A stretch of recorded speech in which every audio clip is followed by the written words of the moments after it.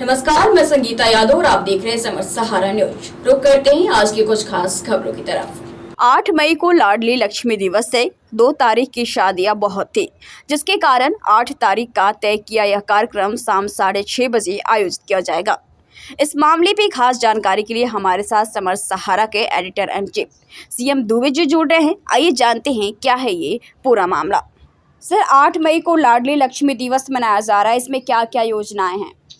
देखिए, मध्य प्रदेश के यशस्वी मुख्यमंत्री शिवराज सिंह चौहान जी ने जी कुछ किया हो ना किया हो, जनता कुछ भी कहे या विपक्षी कुछ भी कहे, लेकिन उन्होंने एक ये ऐतिहासिक जो कार्य किया है मुख्यमंत्री बनने के बाद, लाडली लक्ष्मी योजना। वास्तव में वो जो छोटी छोटी कन्या है जिनका जन्म हुआ था आज से 14-15 साल पहले, 16 साल पहले, अब वो बड़ी हो गई हैं। अब उन लाडली लक्ष्मी जो लड़कियां हैं उनको माँ तुझे सलाम योजना के अंतर्गत उनको बाघा बॉर्डर पे भेजा है आज। तो उस कार्यक्रम में भावुक भी हुए मुख्यमंत्री जी।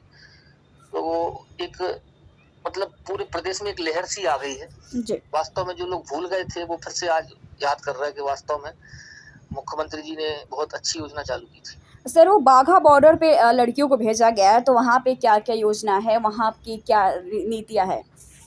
क्या है कि मुख्यमंत्री जी का मेन उद्देश्य है कि जो बच्चियां हैं उनको यह एहसास हो कि सीमा पर कैसे सुरक्षा कैसे करते हैं सैनिक हमारे, और कैसे भारत मतलब एक प्रकार से देशभक्ति की अलग जगाने की मंशा जो थी, उसके कारण और उसकी सोच के कारण उन्होंने लाडली लक्ष्मियों को वहां भेजने की सोची, और ये सफलतम कार्यक्रम रहा। आज रवाना किया उन्होंने बसों से। जी, और ये भी कहा जा रहा है प्रदेश की जो लाडली लक्ष्मी बेटियां हैं वो वर्चुअल माध्यम से भी जुड़ेंगी, तो इसमें क्या नीतियां है जो वर्चुअल माध्यम से जुड़ेंगी, तो इसमें क्या क्या चीजें बताई जाएंगी, क्या क्या चीजें होंगी?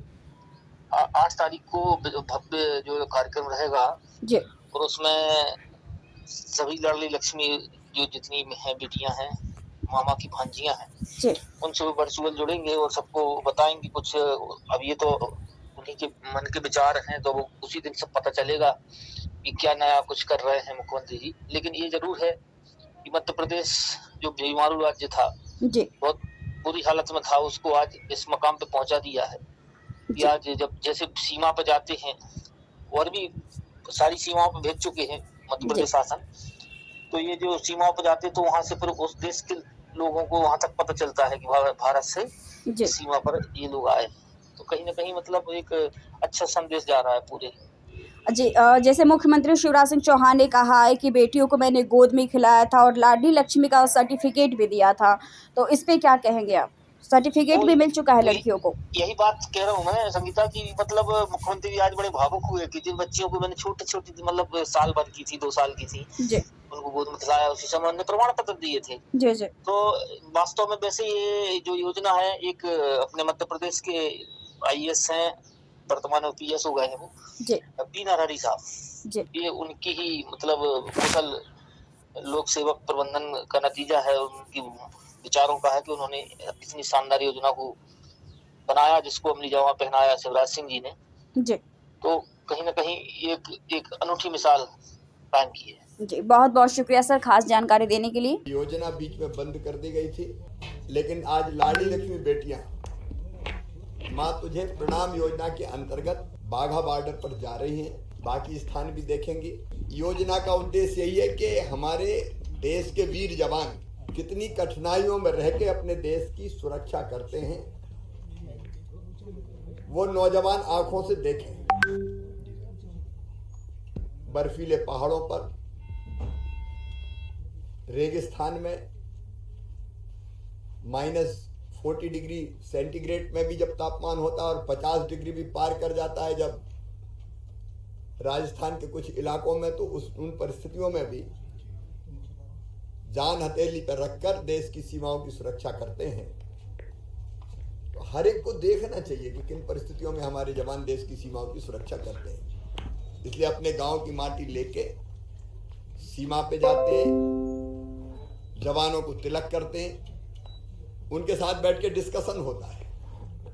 आंखों से तो देखते ही हैं कि किन परिस्थितियों में देश की सीमाओं की सुरक्षा हो रही है, लेकिन चर्चा भी होती है। तो चर्चा में उनका मार्गदर्शन करते हैं हमारे जवान, सेना के अधिकारी, और बच्चे भी शेयर करते हैं हमारे अपने गांव की बात, अपने प्रदेश की बात, और बाद में वहां की माटी लेके अपने गांव जाते हैं और गांव के लोगों को इकट्ठा करेंगे, उनको तिलक करेंगे और उनको जो सीमाओं पर जिस वीरता के साथ हमारे जवान अपनी ड्यूटी पूरी कर रहे हैं उसको बताते हैं और भारत माता के प्रति, देश के प्रति भक्ति के भाव से भर जाते हैं।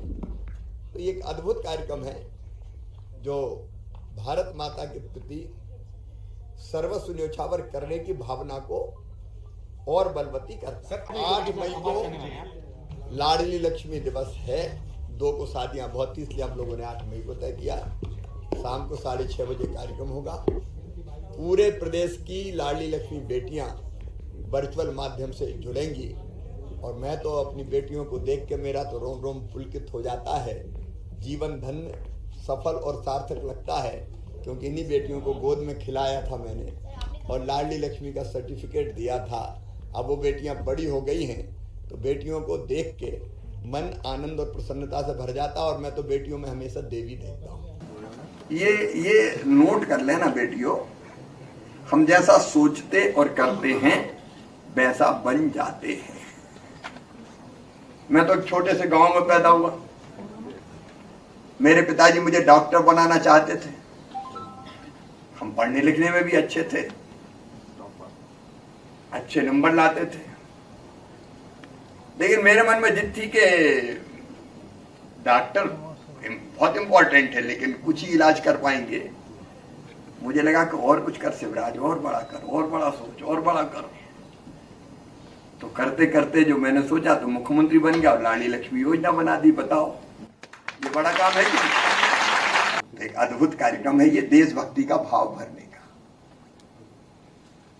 जो भरा नहीं है भाव से, बहती जिसमें रसधार नहीं, वो हृदय नहीं है पत्थर है जिसमें स्वदेश का प्यार नहीं। और भारत माता के प्रति भक्ति का भाव, श्रद्धा का भाव, स्नेह का भाव सबके मन में पैदा करने की कोशिश करेंगे। तो मन में ये भाव पैदा हुआ कि हम यहाँ बैठे कम से कम वहां जाके देखे तो कि हमारे सैनिक, हमारी सेना, वीर जवान किन परिस्थितियों में हमारे देश की सीमाओं की रक्षा करते हैं।